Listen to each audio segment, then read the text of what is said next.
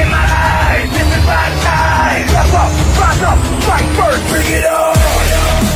So, it was quite a close call this time round, but the person you want me to talk about today, due to a vote that happened within the society, you want me to talk about one of my upcoming opponents, Connor Cage. That's his last name, Cage. Now, I'm going to post a link down below, simply because it is quite a long match, of the only time I can think of that he has ever won a match. And that would be the Battle Royale at Killamarsh. Yes. And it'll surprise you as to how he's won it. Or rather not, seeing as he's starting to reveal his true colours now, but I digress. Today,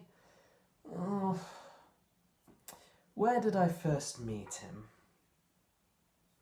It would be at Mosborough. He was accompanied by Daniel Banner, and unknowns to Daniel Banner, Connor Cage came up to me and he was asking, how can he improve? What can he do better? What can he do to improve himself? And it's simple, really.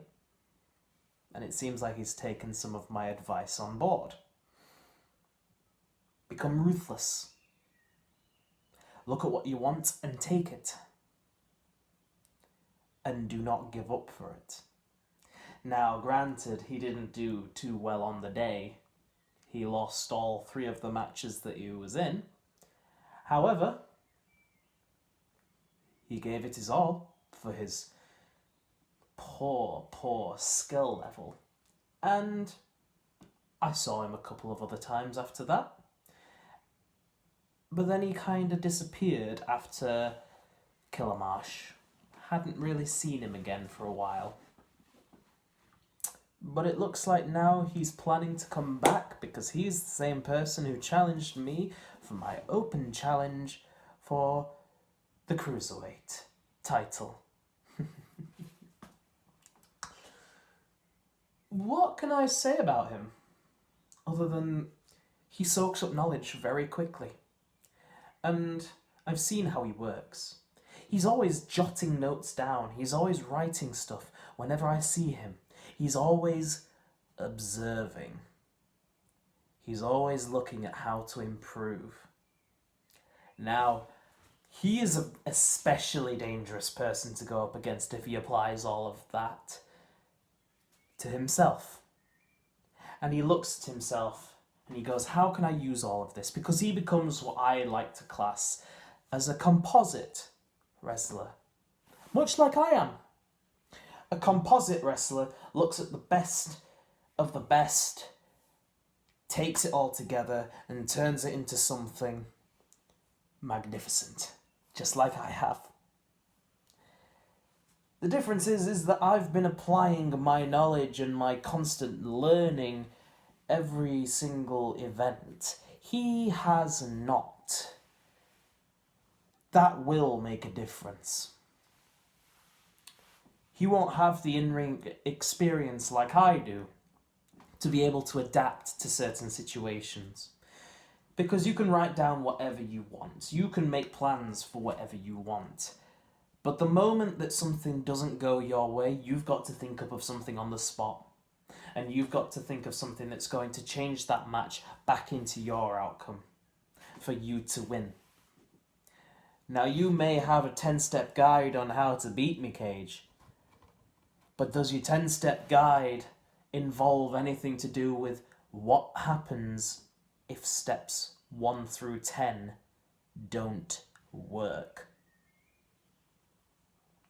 You've never been in the ring with me. Even with the Royal Rumble at Mosborough, you had already been thrown out by the time I had got into the ring. So, you don't know what I can do in person. You've only seen what I can do in person. And whilst I do admire your brave nature and your now dare I say, far, far better initiative than most wrestlers. You only have one victory to your name, whilst I have many. I have held multiple championships. You have not. In fact, I don't even think you've held the lowest championship that there is, the 24/7 title. Though, you'll have to correct me if I'm wrong, I don't look at the owner of such a weak title. Now, when we do meet, I know you will probably give it your all. And if you do give it your all, great. Bully to you. But you better not underestimate me inside that ring.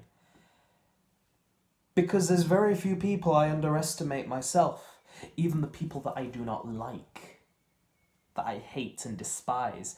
I do not underestimate them, for I know what they can do. You're a bit of an enigma to me, though, Cage.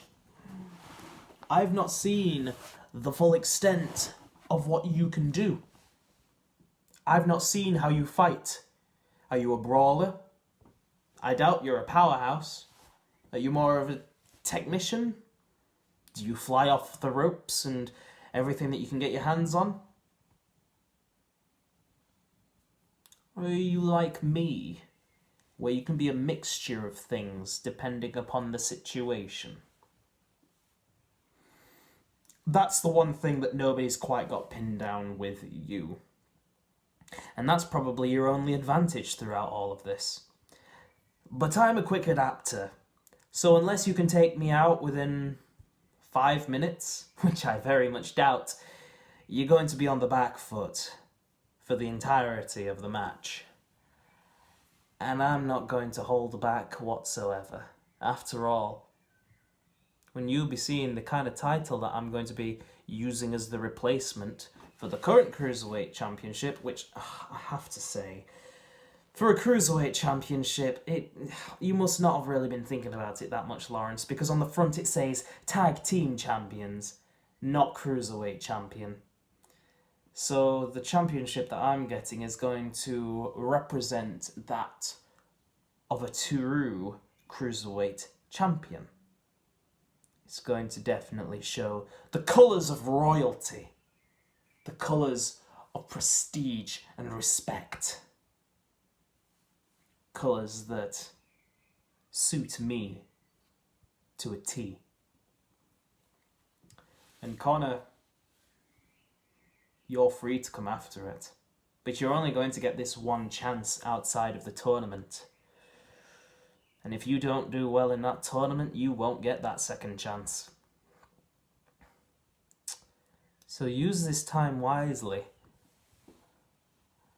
Because in the 1% chance that you do win, and you do get that title, you then have to worry about the people that you're going to be facing at the end of that tournament. This is all hypothetical. Of course, whoever wins the tournament is going to lose to me afterwards. That's a guarantee. But these are all things you need to think about. You're rash, you're very rash. And I think you may be overconfident, Cage, in your abilities, whatever they may be now. Because no amount of training at home is ever going to prepare you for inside the ring. I've faced the best. I've been in the ring with the best. Quote unquote, at least. This will be the biggest match that you have ever been in. So you'll better treat it as such.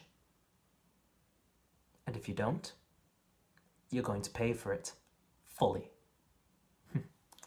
But I'm sure you already know that, seeing as you've taken on a lot of my lessons. So I look forward to seeing you then, whenever that may be. Although I am hearing rumours that maybe we'll still be able to face each other before this year's end. But who knows, right? the government's not really competent when it comes to the job. Not that they ever have been. But I digress. And that's all I have to say for today. So you know the drill. Leave a like, share and subscribe, and click up here so you can vote on which wrestler I am to talk about next.